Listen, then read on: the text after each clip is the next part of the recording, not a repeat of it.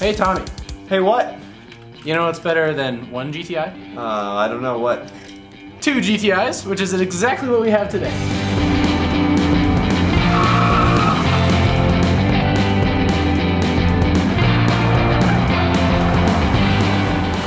So Tommy, behind us we have a 2015 GTI, my personal car, which is the first model year of the Mark 7 GTI.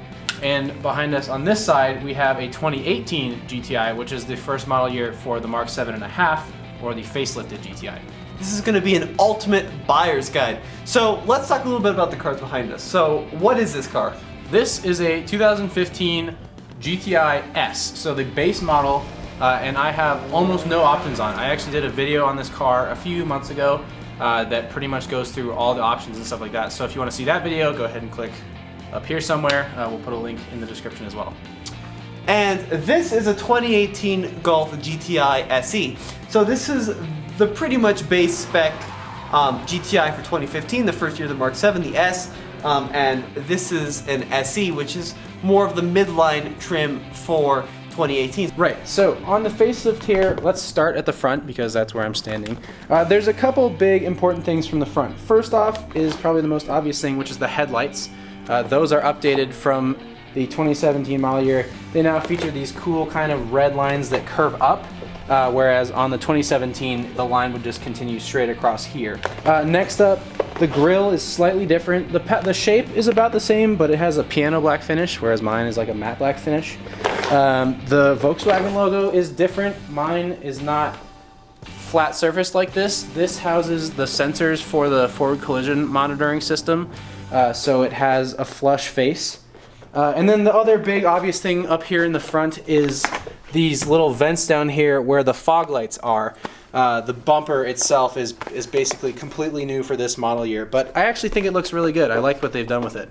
So there are of course 3 trim levels now for 2018, Tommy. There's the S, the SE, which we have, and the Autobahn, with each being sort of a big step up from the next in terms of options and features.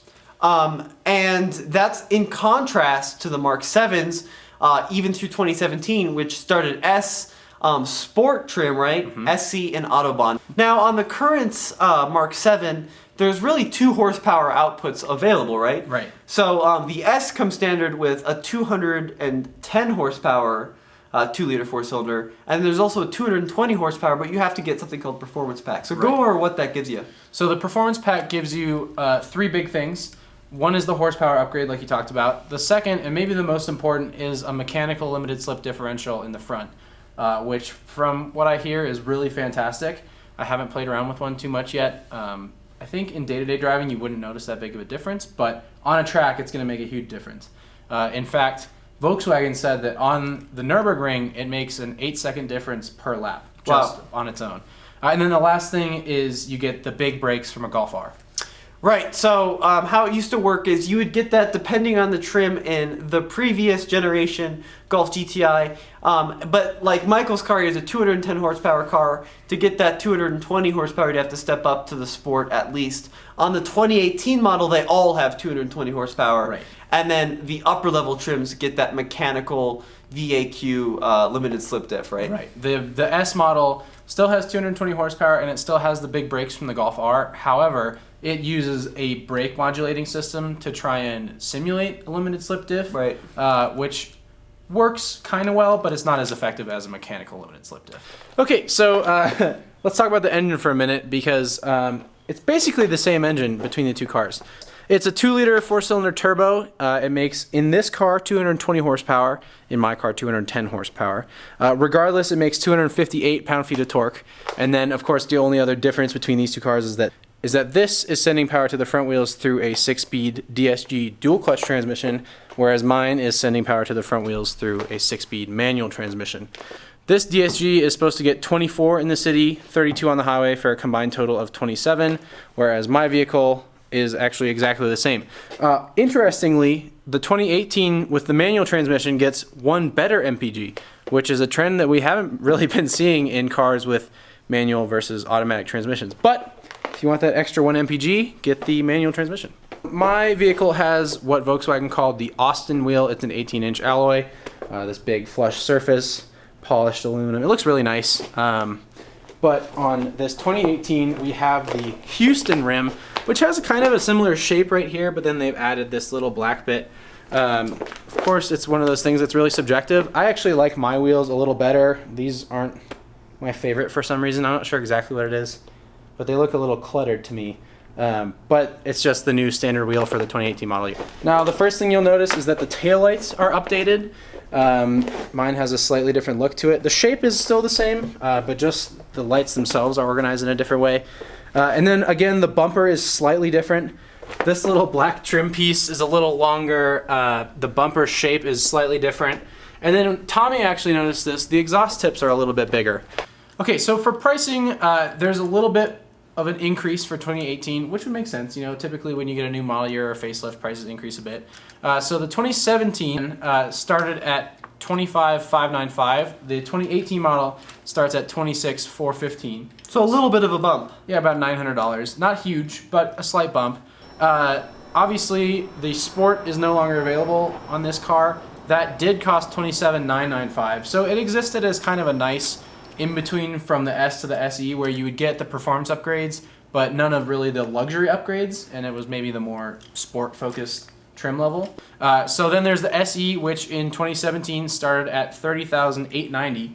And this is where things get interesting, because on the 2018 model, the SE starts at $30,470.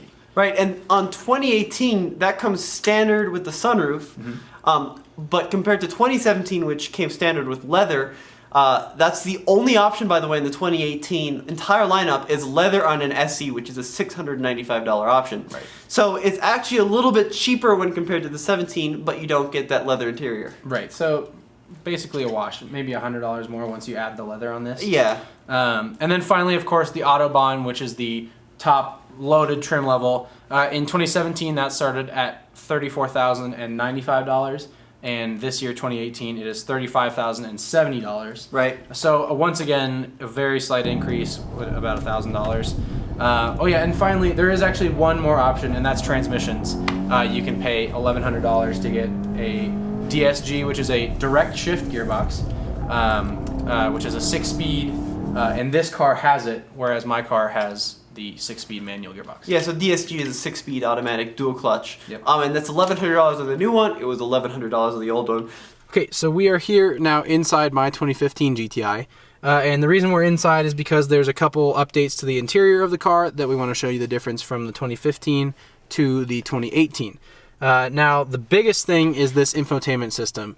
I have a 6.5-inch display. It's touchscreen. It has these buttons over here, but that is all new for the 2018.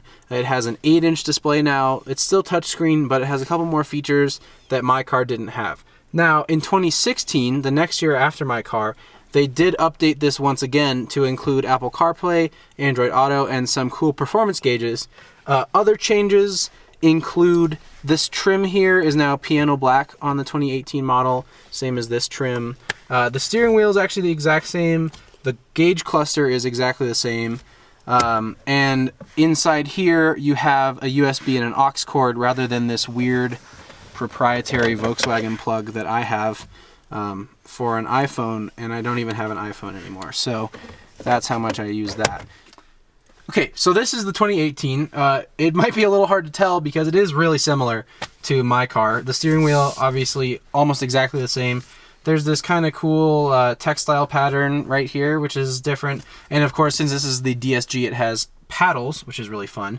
As you can see over here, there's this piano black trim rather than the material that I have, which is like a black plastic, but it has a little design on it. What I don't like about the piano black is that it fingerprints really easily, whereas my stuff actually kind of resists fingerprints for some reason. But I'm not complaining because I don't have to clean it as much. And then, of course, as you can see right here, the infotainment system is much bigger and really well integrated into the dashboard. It's completely flush. These are now haptic feedback. They're no longer buttons, and the screen's a lot bigger. But otherwise, it's a really familiar place to be. We have push button start, which became a standard feature on all trims in 2016. I just didn't get that. And we have leather seats too. These $695 leather seats. In terms of what you'd recommend, Michael, for both the 2017 Mark 7 and the 2018 Mark 7.5, in regards to configuration, what would you get? It's an interesting question, Tommy, because the S now comes with that upgraded power, right? And it has the cool headlights. That being said, I actually think I would go with an SE on the 2018 model. The reason for that being, I do like that limited slip differential, and I still want the plaid seats, which you can't get the plaid in the Autobahn. And I don't care enough about dynamic cruise control and dynamic chassis control to go for the Autobahn. It's also 35 grand, which is a lot of money for a GTI, honestly. Yeah. I think 30 is still high, but a little more easy to swallow.